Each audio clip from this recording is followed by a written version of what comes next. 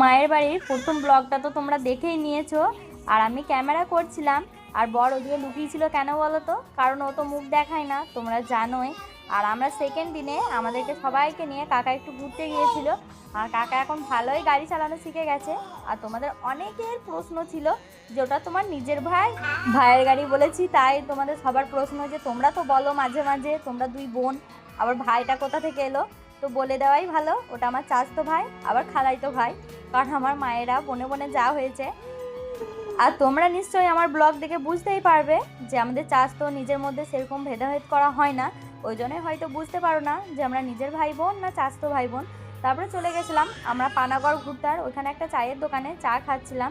তারপরে এদিকে শুনলাম আমার বুদবুদের শ্রাবণী মেলা হয়েছে, ওই জন্য আসার পথে ওইখানে একটু ঢুকেছিলাম। কাকা বললো তোরা ঘুরে আয়, আমি গাড়িতেই বসছি। তারপর এই যে এই জিনিসটা দেখে তো সব নিয়ে দুর্বল হয়েই পড়ে, ওই জন্য চলে এলাম কটা কানের নিতে। কারণ এখন আমি কেনার কানের পরি না বলতেই চলে, এখন সোনারগুলোই পরা হয় বেশি।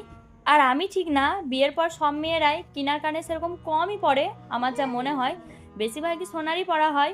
তারপরে এই যে ওইখান থেকে কিছু কানের নিলাম, আর অনেক রকমই ছিল আর বেশ কম দামও ছিল, ওই জন্য আমি অনেকগুলোই নিয়েছিলাম। প্রায় 5-6 রকমের কানের নিয়েছিলাম। আর এটা দেখছিলাম, এটাও বেশ ভালো লাগছিল, কিন্তু এটা আমি আর নিইনি কারণ এরকম আমার কাছে আরও এক জোড়া আছে। তারপরে চলে গেছিলাম আমরা একটা বইয়ের দোকানে।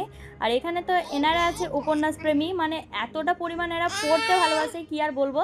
আর আমি যে সেই পড়াশোনার থেকে মানে বেরিয়ে এসেছি, আর সেরকম পড়াই হয় না। আর আমার জিহানকে নিয়ে তো আমি ফেসবুকে সেরকম ক্যাপশনগুলোই পড়ার টাইম পাই না, আর বই কি পড়বো। তারপরে এই যে জিহানের খালামুনির কোলে জিহান ঘুমিয়ে পড়েছিল। আর জিহান তো আমার কাছে থাকছে না বললেই চলে, একবার এর কাছে তো একবার ওর কাছে। আর মেলায় গিয়েছি, ঘুগনি না খেলে হয়? আর বাড়িতে তুমি যত ভালো করে ঘুগনি বানাও মেলার মতো স্বাদটা আসে না। তারপরে চলে গেলাম আমরা মেলার সব থেকে জনপ্রিয় জিনিসের কাছে, পাঁশকুড়ার চপ। ওইখান থেকে বাড়ির জন্য সবার জন্য পাঁশকুড়ার চপ নিলাম। তারপরে আমরা চলে এলাম বাড়ি।